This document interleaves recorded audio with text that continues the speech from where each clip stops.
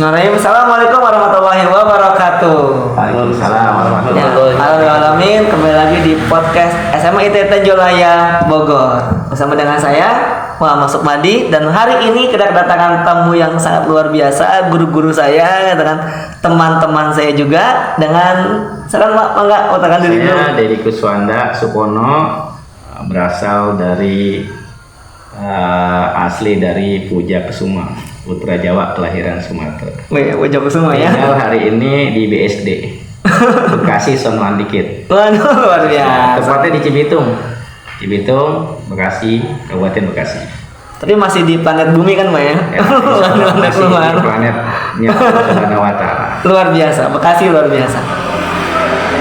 Dengan Pak Ustadz, enggak Pak Ustadz, silakan perkenalkan diri Pak Ustadz. Masya Allah, ini guru saya nih, namanya sangat tersanjung ya. Sangat tersanjung. Tapi saya mohon maaf ya, karena guru saya itu paling saya anggap hebat banget. Saya Sunarno, saya tinggal di Bekasi. Ini kebetulan Bekasi juga. Ya, Bekasi. Ya dikit-dikit dekat sama Pak Dedi lah ya. Nama beliau ini terkenalnya Pak Deka. Jadi boleh ya kalau nanti saya panggil Pak Deka ya, teman-teman ya. Dan kebetulan ini nggak ada undangan nih, atau kita datang, alhamdulillah ketemu guru saya. Silaturahim ya Pak. Silaturahim, benar. Saudara. Karena kebetulan udah lama nggak ketemu. Alhamdulillah Allah berikan kemudahan. Ada tiba di ya ketemu dengan Pak Kiai Haji Kiai Haji Sukmadi. Alhamdulillah. Ya mudah-mudahan ini adalah pertemuan dengan ngopi bareng ini, mudah-mudahan jadi suasana yang bisa enak ya, dengan ngobrol-ngobrol. Mudah-mudahan lebih enak nantinya. Betul. Lebih panjang umur, juga bisa mendatangkan rezeki yang luar biasa. Amin ya Pak. Amin. Barangkali itu Pak Andi. Nah, baik. Dari Bekasi ya, sama-sama ya. Saya juga dari Bekasi. Dulu juga pernah membersamai Pak Dedi dan Pak Sunarno, gitu kan ya. Alhamdulillah kita sekarang dakwahnya Bapak di Bekasi dan saya di Bogor ya, Jolaya Bogor itu kan. Tapi tetap dengan napas yang sama ya, dakwah di jalan Allah gitu sama ya, untuk membina generasi yang lebih baik lagi ke depan. Baik, kan dari The Usmani ya, Leadership School ya Pak ya. Bisa Pak diceritakan dulu apa itu The Usmani Leadership School, konsepnya, keunggulan dan sebagainya. Siapa nih Pak? Moga. Baik, bismillahirrahmanirrahim. Alhamdulillah diundang di acara, kalau saya lihat sih ada kopi. Jadi kita ini acaranya seperti ini, acara ngopi, ngobrol pendidikan Indonesia. Luar biasa. Indonesia ngopi pagi. Pagi apa sore ini? Semangatnya pagi Pak. Semangat pagi ya.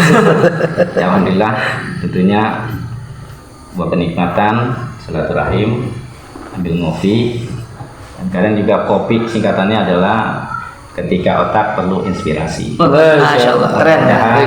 Acara ini membawa inspirasi untuk kebaikan pendidikan.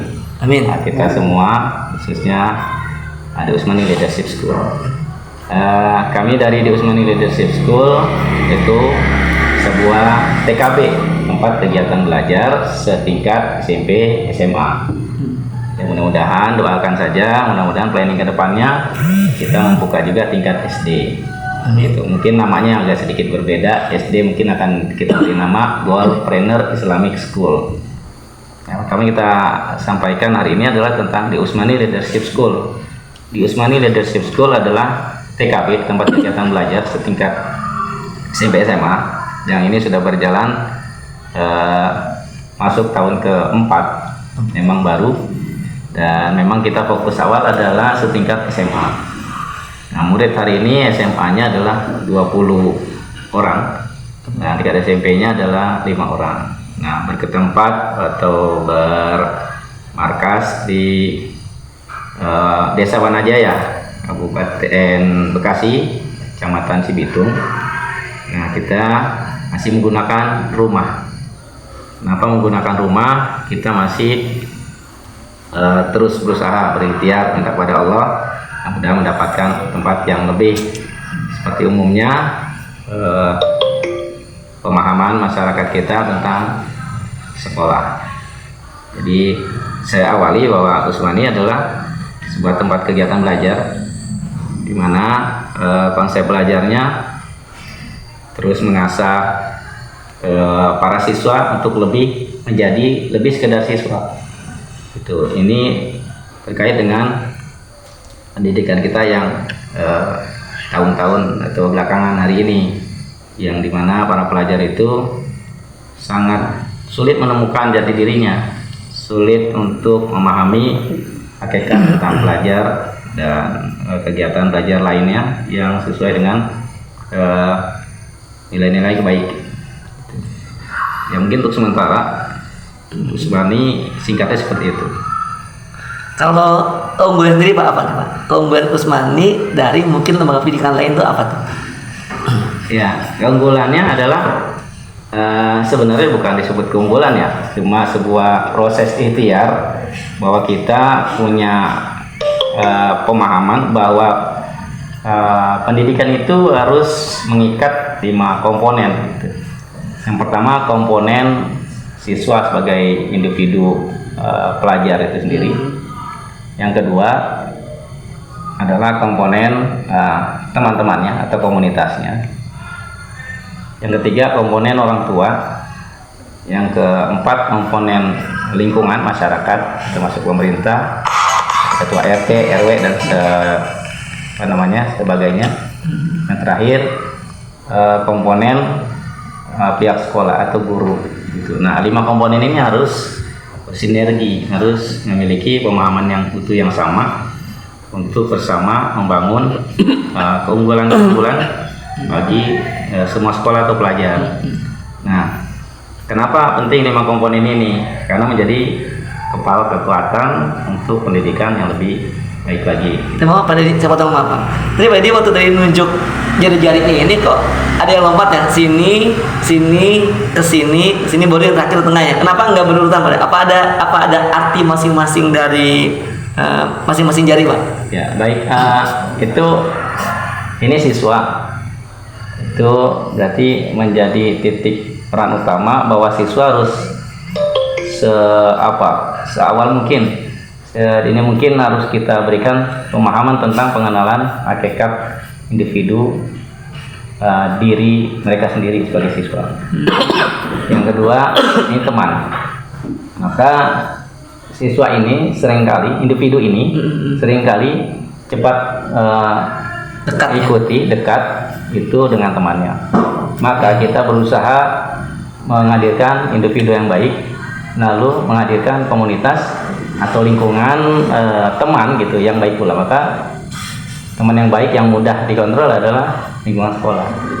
Nah, dilengkap karena ini peran orang tua yang pertama kali untuk diminta pertanggungjawaban oleh pemilik anak, yaitu Allah Subhanahu wa taala.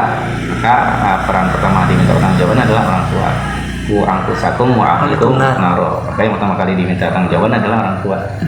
Maka sewajibnya orang tua itu yang harusnya membina anak-anaknya dan membina teman-temannya. Nah, lalu orang tua kadang juga mengalami kesulitan.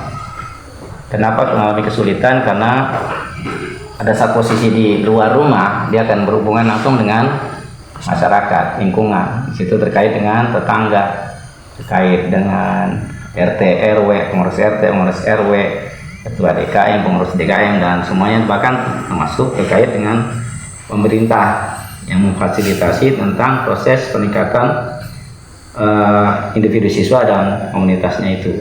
Gitu. Nah, kenapa sekolah atau pihak guru di tengah-tengah?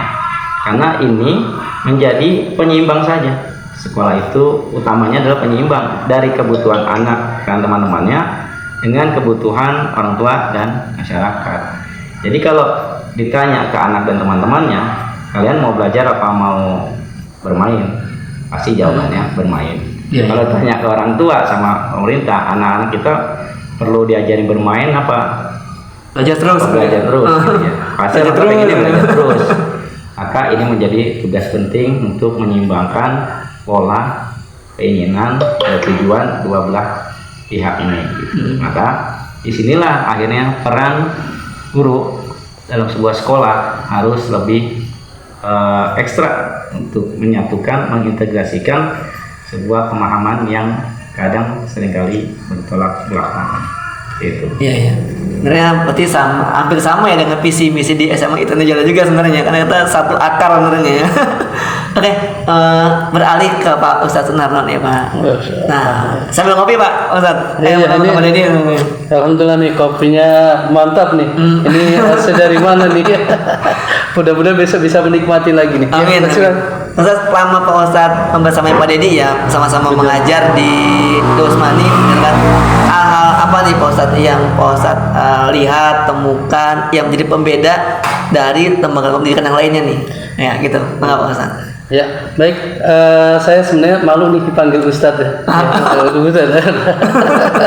Masih banyak guru-guru yang lainnya hebat. Ya, ketika saya bergabung atau bersama dengan Pak Deka, Pak Deka ya. Pak Deka ini The Usman ini, saya lihat ini program yang luar biasa. Bahkan ketika banyak ngobrol dengan beliau ini, kira-kira apa nih program untuk pendidikan, ternyata luar biasa. Itu apa? Meskipun Pak Deka ini menggunakan apa namanya alat yang dikenal dengan apa Pak Deka? Steven ya. Steven. Ini luar biasa. Ketika saya ngobrol, alhamdulillah ketemu. Ya, kebetulan saya senang mengajarkan Al-Quran nih. Mengajarkan Al-Quran. Ketika ngobrol, bagaimana nih untuk apa namanya untuk memulai mendidik anak nih gimana? Kayaknya banyak persoalan-persoalan dalam dunia pendidikan gitu ya. Ada satu sisi ada orang kepengen pinter, tapi ada satu sisi kepengen adabnya. Ternyata ini kadang-kadang bingung. Ini ketika diminta adabnya, tapi pengetahuannya katanya kurang. Ketika dituntut apa namanya pengetahuannya, ternyata adabnya. Jadi ini menjadi PR. Ternyata ketika saya ngobrol dengan Pak Deka nih, apa nih? Nah, akhirnya muncul ketika saya tanya, Pak Deka, gimana nih kalau dengan Steve ini? Ini mohon maaf nih, gak promosi ya, bukan promosi kan ini kebetulan. Kebetulan ngobrol, tadi gini cerita panjang lebar tentang Stephen. Akhirnya saya tertarik. Kata Pak Deka apa? Yang paling utama itu ada spiritual. Ini dan saya senang banget spiritual. Gimana Pak Deka? Kok spiritualnya tuh gimana? Akhirnya luar biasa dia ceritakan panjang lebar. Kalau begitu, karena saya karena senang di Al-Quran, beberapa tempat ketika dengan cara Al-Quran ternyata apa namanya luar biasa dampaknya gitu ya, tapi hari ini kan masih banyak ya teman. Saya tidak mengatakan sekolah lain buruk enggak, tapi saya mengatakan bahwa ternyata ketika kita mengajar, apalagi kaitannya dengan adab, ternyata dengan Al-Quran itu luar biasa gitu. Ketika ketemu dengan Pak Deka, wah Pak Deka ini dengan Stephen-nya, dengan kecerdasannya, dengan kehebatannya, kemudian saya ketika dibilang spiritual, saya masukkan Al-Quran, alhamdulillah. Akhirnya sampai sekarang berjalan bareng-bareng, meskipun ya tadi Pak Deka meskipun ini berat masih ini, tapi ya alhamdulillah Allah berikan kemudahan, dan alhamdulillah dengan anak-anak didik kami pun yang tadi yang merasa penasaran ini kira-kira bisa nggak mau nggak nih? Alhamdulillah sampai sekarang bertanya Pak Deka ya. Alhamdulillah. Keempat berarti ya. Keempat ya. Iya, alhamdulillah bertahan, dan alhamdulillah Pak Deka ya, anak-anak juga menikmati dengan Al-Qur'annya, dan kebetulan juga respon dari orang tuanya juga cukup luar biasa tuh. Jadi ketika tadi Pak Madini bilang apa nih di pendidikan, nah, maka kalau saya maka saya sangat apa namanya ya kuat bahwa pendidikan itu ya juga harus diajarkan dari spiritual, diantaranya yang diutamakan adalah Al-Quran. Itu baru kalau Pak. Ya baik. Itu dari saya Pak. Kalau yang lain silahkan aja. Ya Pak Dedi dan Pak Sunarno, kita kan sama-sama ya pendidik lah ya, pelatih, pendidik dan sebagainya gitu kan. Kita semua mengakui bahwa pendidikan di negara kita khususnya itu kan ya sedang ada masalah ya. Tadi kan dibilang pengen pintar tapi adabnya berantakan, sholatnya enggak, ngajinya enggak lagi gitu kan ya. Ini mau ngeduluin ngajinya gitu kan, ngeduluin agamanya, alatnya, tapi katanya sih ada bisa kurang gitu kan. Iya. Terus kurikulum pun berganti-ganti terus gitu kan ya, sehingga yang bingung ya semuanya bingung, pemerintahnya bingung, gurunya bingung, sekolah bingung semuanya gitu kan. Nah kira-kira nih menurut Pak Dedi dan Ustaz Sunarno ini kita kan konsep pendidikan yang apa ya, yang ya tadi bilang paling bagus lah, terbaik lah gitu kan ya, yang tepat gitu kan untuk membina generasi kita nih untuk masa depan yang lebih baik itu kira-kira seperti apa konsep pendidikannya? Ini kan kita saling-saling aja ya, nanti teman-teman nanti dimanapun bisa ikutan nih memberikan kontribusi pendapatnya dan sebagainya nanti ya di kolom komentar nanti bisa. Nah enggak? Ya kalau dari saya ya, jadi pendidikan kita ini kan ya, saya amati ya sekian tahun ke belakang itu melakukan hal pembinaan terhadap siswa itu ranahnya adalah didahulukan dengan kognitif ya. Ya di situ ada akademis, matematika, fisika, IPA, bahasa Indonesia dan lain-lain. Tapi esensi dari belajar itu sendiri kadang lupa diberikan atau lupa dimulai gitu. Jadi kalau yang saya pahami sebenarnya proses kognitif tadi adalah proses dasarnya adalah merangsang mengoptimalkan fungsi otak pada para peserta didik. Nah, fungsi otak ini perlu diarahkan, perlu dirangsang dengan kognitif. Tapi tidak cukup di situ, harus diberikan ruang belajar. Jadi ruang belajar bukan sekedar ruangan belajar. Jadi beda ruang belajar dengan ruangan belajar. Seringkali kita menggunakan ruangan belajar, bukan ruang belajar. Nah ini bahasa yang mungkin perlu kita ruang belajar, ruangan belajar. Nah, ada ruangan belajar, ada ruang belajar. Nah kalau kita pahami sesungguhnya untuk mengoptimalkan merangsang otak tadi dengan akademis kognitif tadi harus diperluas ruang belajarnya. Ya mungkin kalau meluaskan ruangan belajar ya mungkin nanti akan terbentuk dengan biaya dan modal ya. Tapi kalau kita perluas ruang belajar, artinya ruangan-ruangan dimanapun berada itu menjadi konsep belajarnya, gitu. Sehingga yang diinginkan bahwa belajar yang sesungguhnya adalah mengoptimalkan fungsi otak, bahwa otak itu harus difungsikan dengan cara dikognitif, dengan cara diajak berpikir. Itu sesungguhnya konsep yang harus dilakukan lebih awal.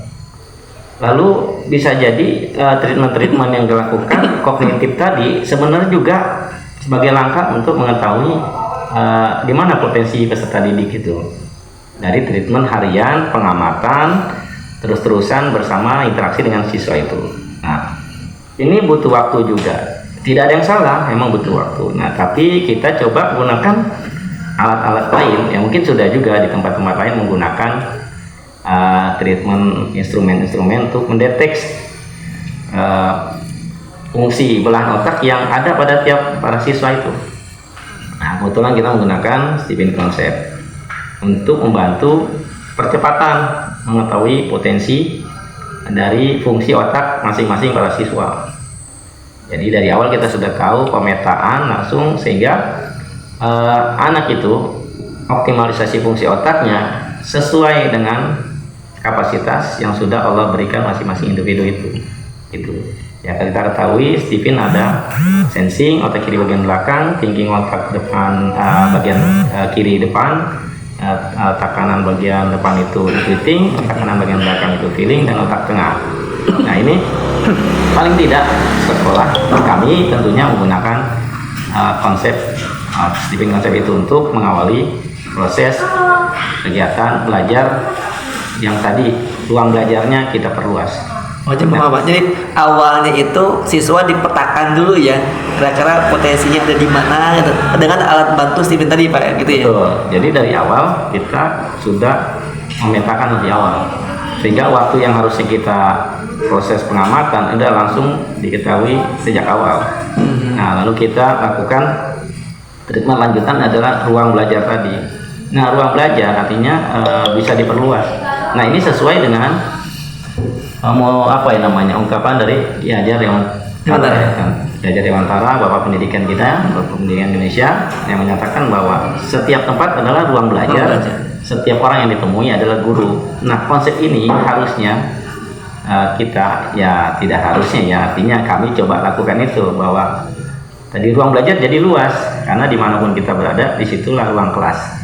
Ketika kita ketemu orang, disitulah guru. Nah, ini nanti ada juga kaitannya kepada bagaimana bersikap terhadap orang lain, yang orang lain itu adalah juga guru, bagian dari proses belajar itu sendiri, gitu. Jadi ini juga sebenarnya konsep lama yang dicetuskan oleh Bapak Ki Hajar Dewantara. Iya. Gitu. Iya betul. Baik, jadi tadi saya tangkap nih ya, semua anak itu kan punya potensi masing-masing. Yang kadang-kadang banyak lembaga pendidikan itu disamaratakan gitu ya. Maksudnya tuh belajarnya semua belajar, semuanya harus hebat. Bagian ini, bagian ini. Padahal sebenarnya masing-masing punya potensi. Nah, dengan tadi dipetakan dulu tuh, kita juga tahu nih, oh nih di sini keunggulannya nih. Maka yang dibina, yang ditingkatkan di potensinya itu, gitu kan. Nah, itu baik pada di luar biasa gitu kan. Kalau Pak Sunarno tambahan nih konsep pendidikan yang terbaik ya untuk generasi saat ini. Ya, baik. Menarik tadi dari Pak Deka tuh ya, jadi luar biasa. Tapi ada yang tadi mungkin kelupaan nih, bahwa dalam Islam, dalam Islam itu begini, ketika ingin mencetak generasi itu nggak milih-milih, karena semua sama. Yang membedakan itu tadi kan, setiap orang punya kapasitas masing-masing ya, apalagi anak didik. Contoh gini, Pak Madi ya, misalnya kalau anak ini misalnya ya, anak ini dia mampunya, misalnya nih contohnya, misalnya belajar, dia memang hebat, ya memang dia yang akan dikuasai dan akan menjadi kemampuan dia di matematika. Nah sekarang dia dipaksa untuk belajar bahasa Inggris, kira-kira bisa nggak? Ya. Agak berat. Berat ya, betul. Berat sekali. Karena kemampuan dasarnya dia senang matematika gitu kan. Nah, kalau ini misalnya ada, mohon maaf nih, para pendidik atau guru, karena dia terobsesi bagaimana memahami pendidikan itu adalah, ya saya harus mengalirkan ilmu saya gitu. Yang terjadi apa? Ya akhirnya anak ini padahal tadinya mampunya matematika, tapi guru ini adalah guru bahasa Inggris. Mohon maaf ya nih, mohon maaf saya tidak mengatakan bahasa Inggris atau matematika. Ini hanya contoh aja, contoh. Nanti teman-teman semuanya jangan sampai salah paham nih. Hanya ini contoh. Sehingga apa? Karena guru ini obsesinya anak ini supaya bisa bahasa Inggris, akhirnya memaksa. Yang terjadi apa? Anaknya stres, gurunya juga ikut stres, tambah lagi orang tua stres. Nah ini, ya betul ya Pak Madi ya. Ini contoh. Ini yang menyebabkan kalau ini yang terjadi di pendidikan kita atau umumnya Indonesia, ya sudah. Padahal setiap anak itu punya potensi tuh, punya potensi.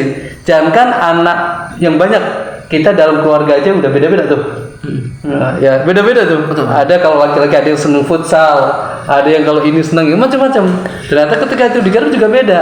Tapi ada satu hal yang bisa nggak boleh lepas semua itu. Kalau tadi kan punya potensi masing-masing. Maka dengan alat Stephen tadi itu untuk memetakan tadi itu, sehingga mempermudah.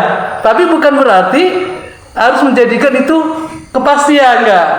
Makanya kemudian yang mesti harus semua orang, nah ini semua orang, dan dia mengaku muslim nih. Mohon maaf nih kalau yang nggak muslim ya, mohon maaf nih. Saya tidak mencasas ya. Tapi kalau dia orang beriman, apalagi orang tuanya beriman, anaknya juga keturunan orang benar, maka dia wajib. Wajibnya apa? Ya dia belajar panduan dia. Iya tuh. Ya, kan gitu ya Pak Madi ya. Betul. Masa mengaku orang beriman nggak mau belajar petunjuknya. Betul. Nanti mau jadi apa? Betul.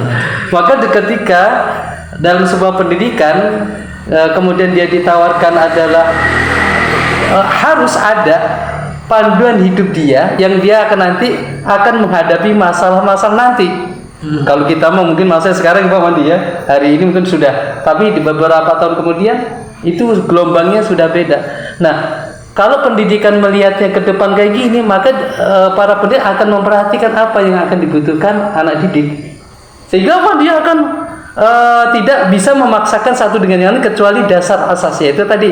Ketika ini bukannya butuhnya adalah petunjuk yaitu Al-Quran. Maka tadi saya pertama Pak, ada orang kepengennya pinter tapi adabnya enggak ada. Ada orang kepengen adabnya mau tapi pinternya kurang gitu. Maka saya ingat itu ada seorang ustadz yang mengatakan gini, saya tidak menyebutkan namanya. Nah itu orang menjadi orang baik itu nggak mesti pinter, ya. Tapi orang pinter itu belum tentu baik. Tapi orang baik belum tentu tidak pinter, gitu ya. Tidak pinter. Ya, ini Pak Budi. Jadi untuk menjadi baik itu nggak mesti harus pinter. Betul. Tapi orang pinter belum tentu baik. Ya, ya. Tetapi orang baik itu belum tentu tidak pinter. Ya, benar. Nah, gitu ya. Ya, Ini luar biasa. Artinya apa? Ternyata ini sangat semua orang. Kayaknya orang tua nih yang merasa bapak atau ibu yang punya anak pasti kepengen anaknya itu baik. Benar. Kenapa? Dampak dari kebaikan ini akan mengalirkan semuanya. Contohnya anak pinter tapi berani melawan orang tua, nyakitin lagi orang tua. Padahal orang tua sudah berusaha untuk membiayai sekolah. Padahal orang tua kepengennya anak ini jadi baik, tapi gara-gara salah mendidiknya dan bahkan tidak pernah mengasih asupan atau panduan nanti, walaupun pinter, ternyata orang tuanya tetap marah sapa, nggak puas, gitu kan? Nah, disinilah kebutuh dengan petunjuk tadi, gitu kan? Yeah. Yaitu Al-Quran. Karena orang Islam ya, kalau di luar Islam saya enggak ini karena kebetulan kita dalam pendidikan Islam ya Pak Deka ya, jadi ada mendengarkan. Nah, maka terus tadi apa ini ya, untuk mendidik generasi yang akan datang dengan Al-Quran ini, maka semestinya semua pendidikan yang mengatasnamakan Islam itu harus didasari dengan Al-Quran, dan itu bukan sekedar kata-kata atau promosi. Kalau sekarang kan keren yang promosi, tapi benar-benar terapkan. Contohnya, ini mohon maaf nih nanti yang kalau ada yang berbeda ya mohon maaf. Saya tidak maaf. Ini dari saya. Jadi misal gini, dalam jam belajar itu kan kalau kalau yang umum nih, bukan yang sekolah Islam terpadu. Sekarang ada sekolah Islam terpadu atau sekolah Islam apa ya? Nah, tuh kan biasanya dari pagi sampai biasanya setengah hari. Dari muatan itu berapa banyak persentase Al-Quran itu dimasukkan? Karena kebanyakan sekarang Al-Quran nggak masuk, tapi bab yang lain masuk. Berarti ini menandakan kalau menurut Pak Madini ya, ketika dalam belajar setengah hari, tapi Al-Quran nggak masuk, tapi yang asupan yang lain masuk, dan ini sehari. Kalau 2 hari, seminggu, sebulan, kira-kira gimana Pak? Iya. Betul. Ya. Jiwa kita butuh ya. Iya, sedangkan kalau kita butuh. Nah, ini yang mungkin yang menjadi beban, sehingga untuk merubah anak itu agak berat. Ya. Maka kemudian kalau seandainya, nah sekarang sudah ada nih ya sekolah-sekolah Islam itu yang mulai menggunakan Al-Quran. Cuma mohon maaf nih, ini hanya sebagai koreksi aja. Tapi kalau saya salah, mohon dimaafin. Jadi gini, kadang-kadang ada yang sudah sekolah itu pun sudah memberikan waktu, ada Al-Qurannya. Tetapi kadang-kadang prakteknya Al-Quran itu sedikit kalah sama yang lain. Dan walaupun nanti ada macam-macam tuh ya, ada guru ini macam-macam. Harusnya ketika dia udah apalagi mengatasnamakan pendidikan Islam, harusnya dia memberikan porsi Al-Quran karena itu kebutuhan. Nah, yang menjadi masalah sekarang, apakah Al-Quran ini menjadi kebutuhan dalam sebuah pendidikan? Kalau dia merasa butuh, maka dalam misalnya nih, kalau dia pulangnya setengah hari, minimal 1 jam itu untuk Al-Quran. Ya. Tiap hari. Benar. Tiap hari ya. Nah, kalau kita lihat dari fakta sejarah juga kan, peradaban modern ini kan awalnya juga kan dari dakwah Nabi dengan Al-Quran. Betul, iya Pak Udi. Al-Qurannya mengangkat dari yang jahilah jadi khairul umat, maju terus banyak ilmuwan muslim yang menciptakan banyak karya-karya hebat di dunia ini kan, berkembang hingga yang modern seperti sekarang ini gitu kan ya. Kan pondasinya gitu kan ya. Baik, luar biasa Pak Dedi dan Pak Sasnano ya. berhubung waktu yang sudah Nggak puas ya, Pak Budi? Nggak puas. Ya. Nanti kita perlu lagi nih ngobrol nih, nanti masalah Stephen, nanti masalah bagaimana sih cara kita mengaplikasikan Al-Quran di dalam kita belajar mengajar.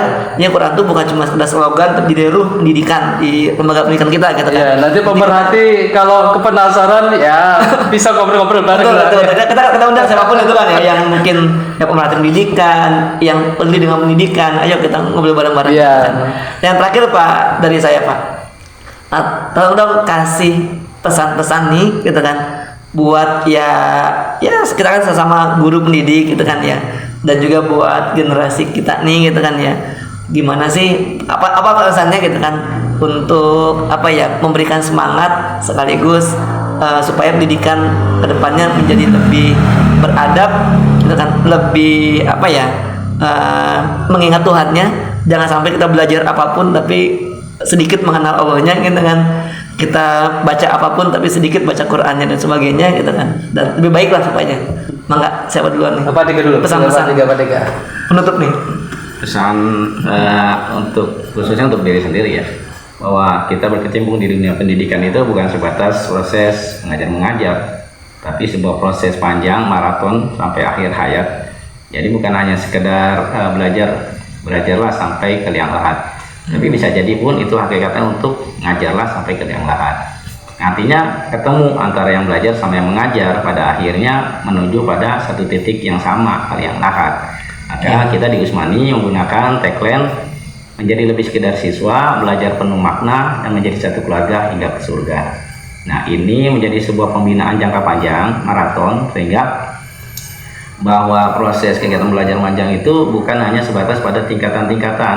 Artinya kelas 6 selesai, 3 tahun di SMP selesai, SMA 3 tahun selesai, lanjut kuliah selesai. Nah, itu sepertinya terputus. Maka ini harus ada program jangka panjang yang menyatukan itu semua, sehingga tujuan akhirnya adalah sampai ke liang lahat itu, bahkan sampai ke surga tadi itu terpenuhi. Maka lagi-lagi itu untuk peniatnya adalah ya bukan pesan sebenarnya, bisa jadi pesan tapi pesan untuk diri sendiri, bahwa kita itu melakukan sesuatu kerja bersama untuk menghadirkan rahmat Allah turun, sehingga dengan rahmatnya proses kehidupan berpikir, proses kehidupan berikhtiar, bahkan mencari rezeki, itu semuanya ranahnya adalah menghadirkan rahmat Allah Subhanahu wa taala, sehingga dimudahkan langkah ikhtiarnya yang maraton panjangnya tadi.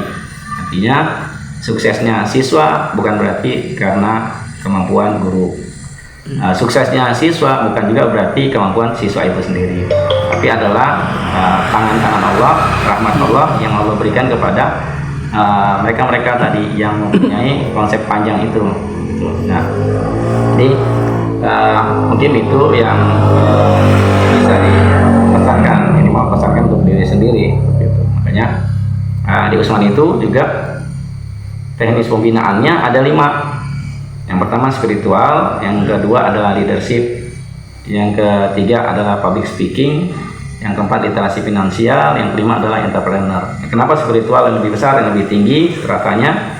Karena lagi-lagi tujuan belajar, proses kegiatan belajar mengajar itu harus diarahkan kepada nilai-nilai ketuhanan sampai ke nilai surga, menyatu bersama menjadi satu keluarga hingga ke surga. Yang kedua tadi leadershipnya memang kita menggunakan Stephen konsep, artinya untuk membantu atau alat bantu untuk mendeteksi lebih awal di belahan atau potensi belahan otak mana pada para siswa itu yang Allah berikan sebagai bekalnya. Ini pun bukan harga mati, bahwa setiap orang yang sudah memiliki potensinya masing-masing tidak bisa menjadi di luar dari yang dia tidak berpotensi. Artinya tetap saja ranah majada-wajada atau ranah tangan Allah itu juga menentukan. Tapi setiap orang pasti menuju pada satu di dalam kehidupan ini adalah passion diri. Ketika dia nanti lulus, dia mau masuk mau profesi apa, dia ingin melakukan apa di bidangnya, itu pasti tentunya ada kaitan dengan passion diri. Tapi lagi-lagi bukan kata kunci untuk meng-close bahwa ketika potensinya A bukan berarti tidak bisa menjadi B. Tapi ketika dia memilihnya B, dia sudah mengetahui apa yang harus diantisipasi ketika memang dia berada di kondisi B. Jadi ketika dia potensinya A dan ingin menjadi potensinya B, dia sudah mengetahui sejak dini bahwa itu bisa diantisipasi nanti ketika ketemu hal-hal yang tidak passion dalam dirinya. Makanya kita menggunakan leadership. Nah, leadership ini juga meningkatkan atau merangsang siswa untuk mengenal jauh tentang dirinya, siapa dirinya. Nah, maka di Steven itu orang yang belum kenal dirinya maka disebut personality biasa. Tapi ketika sudah mengenal dirinya maka mereka itu sudah naik stratanya, satu strata menjadi mentalitas. Jadi siswa yang sudah mengetahui tentang potensi dirinya, sehingga dia lagi lebih siap untuk dia ikut belajar. Nah, ketika sudah dia mengenal dirinya maka harapannya di kita pun juga dirangsang untuk mengenal orang lain di luar dirinya, termasuk mengenal siapa orang tuanya, mau diapain orang tuanya, mengenal temannya, mau diapain, interaksi dengan temannya, mau diapain. Nah, itu menjadi tingkatannya, naik tingkatannya, moralitas. Ketika sudah dia bisa memahami orang lain, tadi pertama memahami dirinya, memahami orang lain, dia dirangsang lagi untuk bisa memahami hakikat diri dan orang lain itu, yaitu adalah Tuhannya, yaitu Allah, yang disebut ranah spiritual. Jadi lagi-lagi ini pun leadershipnya dilarikan ke ranah spiritual. Nah, untuk merangsang ini semua, maka ada ranah ketiga untuk sebagai tahapan-tahapan pembelajaran untuk meningkatkan potensi tadi, yaitu public speaking. Manusia ini dasarnya adalah potensinya adalah juga diberikan mulut. Nah, ini harus diasah. Minimal public speakingnya itu yang diambil adalah sikap berani tampil, paling tidak berani berkomunikasi sama orang lain, paling tidak tampil berani di kelas, paling tidak berani berinteraksi dengan masyarakat. Nah, ini menjadi treatment ketiga untuk mendukung potensi yang sudah dimiliki. Public speaking tadi, paling tidak komunikasinya adalah pembuka, maksud dan tujuannya apa disampaikan, lalu penutup, paling minimalis itu. Nah, ini kan kaitannya juga bahasa Indonesia. Jadi tadi pelajaran bahasa Indonesia tadi bukan semata-mata teori-teori yang diberikan langsung yang dari buku, tapi teori-teori yang harus dirangsang dengan praktek tadi gitu. Yang ketiga, yang keempat adalah literasi finansial. Nah, anak-anak pasti terkaitnya dengan uang jajan. Nah, maka bagaimana uang jajan ini menjadi nilai-nilai pembelajaran. Nah, bahkan lebih jauh lagi kesiapan mereka, bagaimana mereka menyiapkan ketika lulus butuh yang namanya ijazah atau kegiatan perpisahan, akhir tahun dan lain sebagainya. Ini pun harus diajarkan, dikenalkan bagaimana menyiapkan diri, karena yang belajar itu adalah para siswa itu, bukan orang tuanya. Nah, ini menjadi keterlibatan edukasi kita, karena yang belajar itu siswa, maka dikenalkan sejak dini untuk menyiapkan dirinya, paling tidak minimal literasi finansialnya, dari uang jajannya itu mereka coba olah. Nah, kita olahnya coba dikonversi nanti uang jajannya dengan emas, yang kita sebut dengan kita gandeng dengan EOGOL. EOGOL itu ya otoritas membuat emas. Paling tidak ke depan juga bisa jadi nanti SPP-nya boleh menggunakan emas gitu. Ini juga nanti terkait dengan nubuahnya Rasulullah ke depan. Islam akan jaya terhadap melalui dinar, dirham dan emas seperti itu. Dan terakhir memang harapannya adalah setiap individu menyiapkan dirinya untuk menjadi orang-orang yang lebih bermanfaat untuk banyak orang, yaitu dengan cara kita hadirkan mereka menjadi seorang entrepreneur. Nah, titik tujuan entrepreneurnya adalah berusaha selalu merangsang dirinya menjadi orang-orang yang bermanfaat untuk orang lain. Ya, walaupun dia nanti ujung-ujungnya dia pekerja, dia ngelamar kerja di kantor ataupun di pabrik, paling tidak ketika di pabrik dia bermanfaat untuk bosnya, bermanfaat untuk anak istrinya. Jadi artinya entrepreneur tadi adalah menyiapkan sedemikian rupa untuk kemanfaatan dirinya banyak orang. Dalam artian mungkin yang sudah dipahami, entrepreneur itu adalah menjadi usahawan. Tapi tanda kutip, bukan berarti harus di close bahwa entrepreneur itu adalah seperti itu. Bisa jadi juga memang ranahnya ditakdirkan untuk bekerja, ya di situ dia melakukan sebuah kebermanfaatan. Dia bekerja dengan sungguh-sungguh, dia bekerja dengan penuh kemanfaatan untuk menjadi sebuah amanah dalam bekerja itu. Jadi 5 konsep ini lagi-lagi ini jadi kepanjangan, bukan sekedar pesan ya, tapi lagi-lagi ini harusnya di awal tadi disampaikan The Usmani Leadership School. Nah, kita pakai nama The Usmani Leadership School itu bukan ingin gaya-gayaan bahasa Indonesia, THL, The Usmani Leadership School. Ini punya filosofi bahwa kita berusaha, T-nya itu adalah takwa. Berusaha setiap peserta didik, bahkan orang tua, bahkan guru, kita menuju kepada nilai-nilai takwa. Jadi T-nya itu adalah nilai-nilai takwa. H-nya adalah humanisme, artinya nilai-nilai sosial, nilai-nilai kemanusiaan itu harus hadir dari peserta didik, guru maupun orang tua, bahkan masyarakat yang terlibat di situ harus menuju sikap-sikap humanisme, sikap-sikap yang berinteraksi dengan banyak orang, sisi-sisi kemanusiaan. Lalu E-nya adalah edukator. Nah, harapannya si pelajar, siswa, bahkan guru itu sendiri, bahkan orang tua juga, dia harus memiliki nilai-nilai edukator, nilai-nilai belajar sepanjang hayat tadi. Jadi bukan mentang-mentang orang tuanya nyekolahin anak, orang tuanya nggak belajar. Tetap dia harus belajar. Paling tidak belajar apa? Belajar mendoakan anaknya setiap hari, supaya dalam proses belajar di sekolah mendapatkan rahmat hidayah Allah Subhanahu wa taala. Jadi orang tua juga belajar. Usmani ya berasal dari Usman. Dalam artian di sini ada sebuah kemandirian. Usman adalah orang-orang sahabat Nabi yang memiliki Usman bin Affan itu memiliki kemandirian yang cukup luar biasa. Bahkan dengan kemandiriannya dia bisa bermanfaat untuk banyak orang. Dia bisa berbagi dengan harta ikhtiar yang dia lakukan. Usman. Nah, Usmani tambahin I ya kita coba mengambil inspirasi kekhalifahan Utsmaniyah. Ya, nah ini kita menjadi ruhnya untuk bersemangat terus bahwa nilai-nilai Islam itu penuh dengan rahmatan lil alamin. Ketika kekhalifahan Utsmaniyah inilah kita baca sejarah, kesejahteraan, kenyamanan, keamanan semua sudah luar biasa. Nah, maka ini harus dikembalikan. Yang dikembalikan notabene bukan kekuasaan tapi adalah nilai-nilai yang dibawa oleh kekhalifahan Utsmaniyah itu. Nah, leadership ini adalah nilai kepemimpinan, karena setiap individu siswa juga merupakan adalah ciptaan Allah, makhluknya Allah yang diturunkan di muka bumi, yang ditugaskan sebagai khalifah fil ard. Jadi bumi ini bisa rusak, bumi ini bisa baik, bisa berjalan dengan keseimbangan yang Allah inginkan.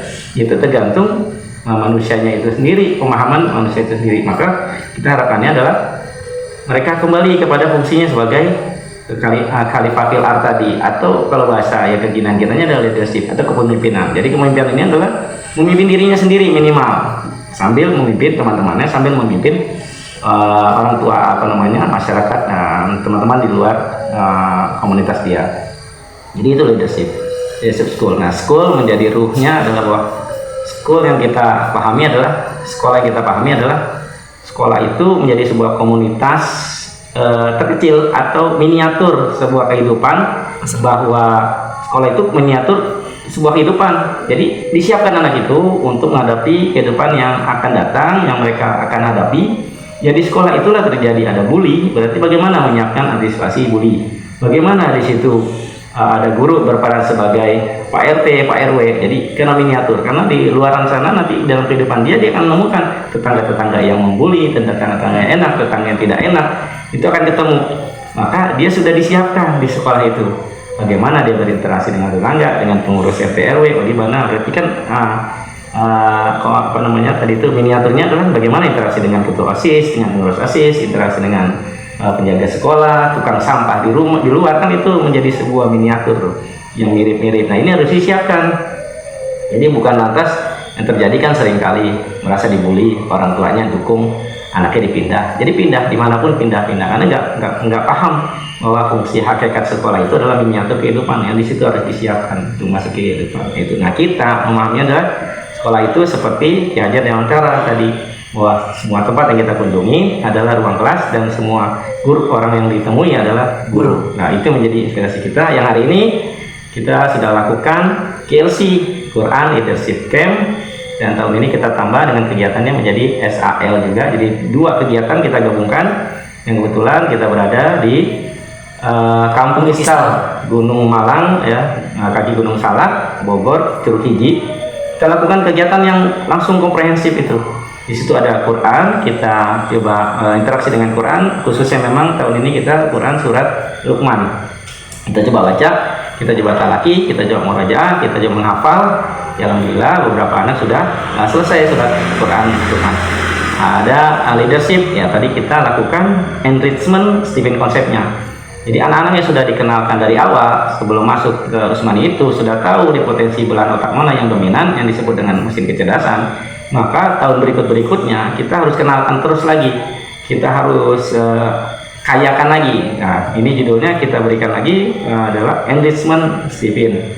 Nah, sekaligus kita SAL, social action SAL, social action learning. Jadi belajar interaksi sosial. Nah, kita berikan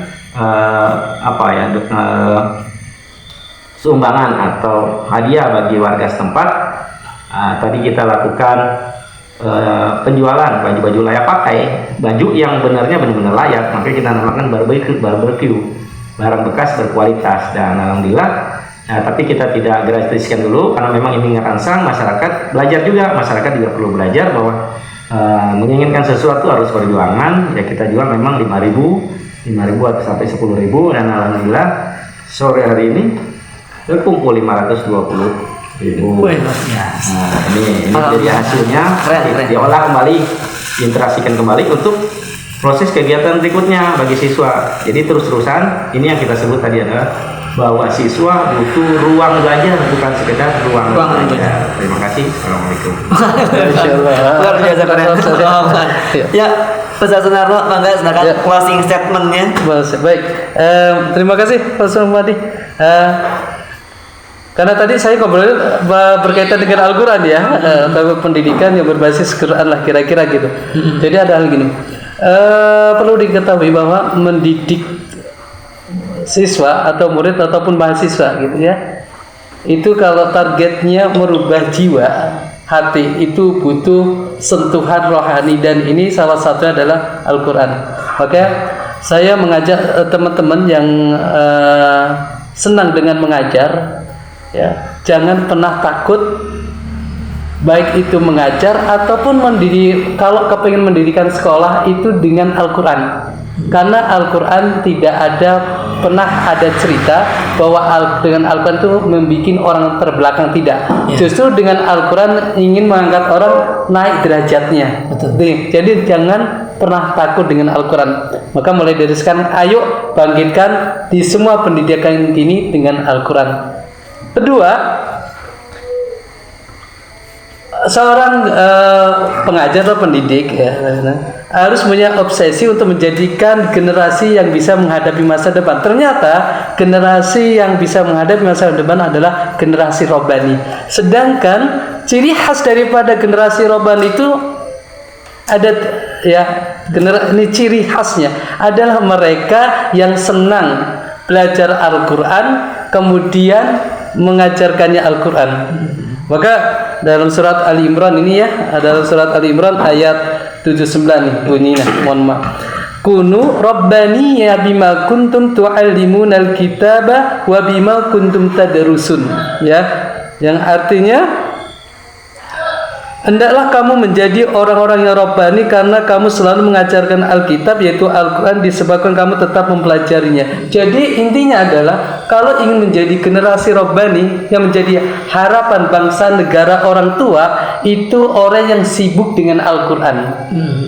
Nah, ya kan, ya, orang yang sibuk dengan Al-Quran. Ini yang kedua. Yang ketiga itu adalah bahwa cita-cita dalam mendidik atau mengajar itu cita-cita bukan sekedar menjadikan siswa atau mahasiswa itu pinter, tapi dengan ilmu yang diberikan oleh seorang guru, dosen dan sebagainya, itu harus bisa mengantarkan anak didiknya itu menjadi semakin dekat kepada Allah. Kalau semakin dekat kepada Allah, maka mau nggak mau harus menggunakan petunjuk, dan petunjuk itu adalah Al-Quran. Yang akhirnya adalah Allah akan menurunkan rahmatnya.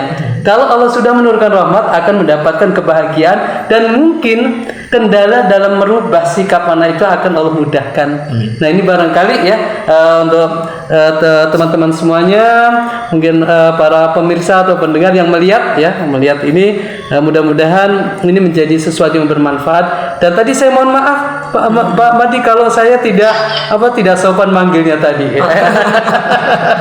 Ya, mohon maaf ya, mohon maaf. Insyaallah Dimaafkan aku belum lebaran. Iya, ini kan ini sahabat lama ya, sahabat lama yang ini yang biasanya suka canda dan tawa. Jadi ketika ngobrol ke ini ya mohon maaf kalau itu dan jadi sesuatu yang enggak diduga.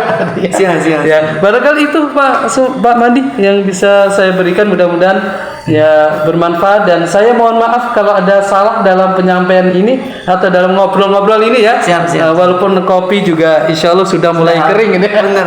Tambah lagi nanti di belakang ya. Insya Allah. Tapi pesan saya untuk kesemuanya, kalau memang nanti penasaran kok pendidikan dengan Al-Quran, nah nanti bisa ngobrol-ngobrol. Kalau Allah takdirkan, ya nanti bisa di suasana yang sama lah. Betul, gitu, betul. Ya, terima kasih Pak Madi. Baik, terima kasih Pak Deka Edi Kuswanda dan Pak Sunarno, dua-duanya guru saya dan sahabat saya gitu kan, karena kita sama-sama dari Bekasi ya awalnya ya gitu kan, ketemu di sana, dan memang kita dakwahnya, ruang dakwahnya yang sekarang saat ini sudah berbeda gitu kan, tapi tetap di buminya Allah gitu ya. Amin amin.